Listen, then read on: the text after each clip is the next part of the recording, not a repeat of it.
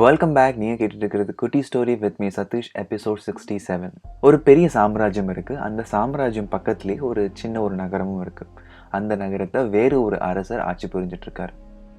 அந்த பெரிய சாம்ராஜ்ய மன்னர் என்ன யோசிக்கிறார் அப்படின்னா, இந்த சின்ன நகரத்தில் நிறைய விவசாய நிலங்கள் இருக்கிறதுனால இந்த ஊரையும் நம்ம சாம்ராஜ்யத்தோடு இணைச்சிக்கிட்டோம் அப்படின்னா நம்மளுடைய வளம் ரொம்ப அதிகமாக இருக்கும்னு நினைக்கிறாரு. அடுத்த வாரமே அந்த சிறு நகரத்து மேலே போர் தொடுக்க போவதாக அந்த நாட்டு அரசருக்கு ஓலையும் அனுப்பி வைக்கிறாரு. இதை கேள்விப்பட்ட சிறுநகர அரசருக்கு ரொம்ப அதிர்ச்சி ஆகுது. அரசவையில் இருக்கக்கூடிய அனைத்து அமைச்சர்களையும் கூப்பிட்டு ஒரு ஆலோசனை நடத்தும் பொழுது அவங்க என்ன சொல்கிறாங்க அப்படின்னா, நம்மளுடைய தோல்வியை முன்னாடியே ஒத்துக்கொண்டு அவங்களுக்கு நம்ம நாட்டை தாரை வாத்து கொடுக்கறத தவிர வேற எந்த ஒரு வழியுமே கிடையாது. ஏன்னா நம்ம நாட்டு மக்களுடைய எண்ணிக்கை அந்த நாட்டு படைகளோட எண்ணிக்கையை விடவே ரொம்ப குறைவாகத்தான் இருக்கு. ஆனாலும் அரசருக்கு இதை செய்யறதுக்கு ரொம்ப மனசு கஷ்டமா இருக்கு. அவர் வேற ஒரு வழி இதா இருக்கான்னு யோசிக்கிறார்.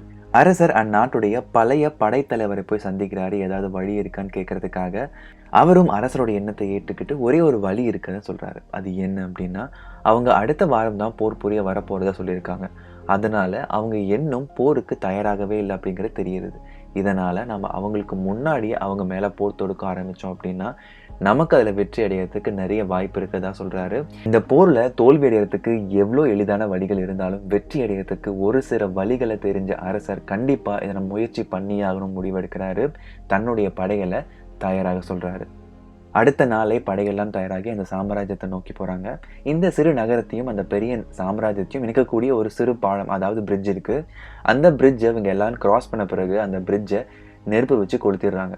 அப்போ அரசர் என்ன சொல்கிறார் அப்படின்னா, ஒன்று நாம் இங்கே வெற்றி கண்டுட்டு போகணும், அப்படி இல்லைன்னா இங்கேயே வீரமரம் அடையணும். இதுதான் ஒரே வழி, வேறு எந்த ஒரு வழியும் கிடையாதுன்னு சொல்லி அவரோட படைகளுக்கு அங்கேயே சொல்கிறாரு. நேரம் கடத்தாமல் அந்த சாம்ராஜ்யத்துக்கு கிட்ட போன உடனேயே அவங்க சண்டை போட ஆரம்பிக்கிறாங்க. அந்த சாம்ராஜ்யத்து போர் வீரர்களுக்கு என்ன நடக்குது அப்படின்னு தெரிஞ்சுக்கிறதுக்கு முன்னாடியே அவங்க நிறைய வீரர்களை கொன்று குவிச்சிட்டு இருக்காங்க. தம்முடைய மக்கள் வேகமாகவும் விவேகமாகவும் முன்னேறதை பார்க்கும் பொழுது சிறுநகர அரசருக்கு ரொம்ப ரொம்ப சந்தோஷமாகுது. இந்த போரோட முடிவில் சிறுநகர அரசர் வெற்றி அடைகிறாரு. இந்த கதையிலேருந்து எடுத்துக்க வேண்டிய விஷயம் ஒன்று தான் இருக்குது.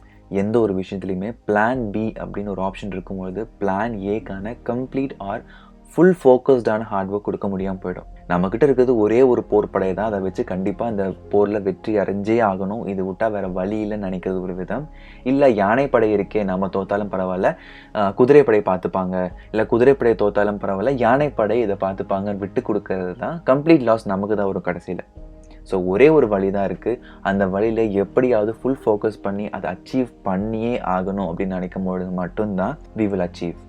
Life will give you many choices, but the choice you make will determine your life and future.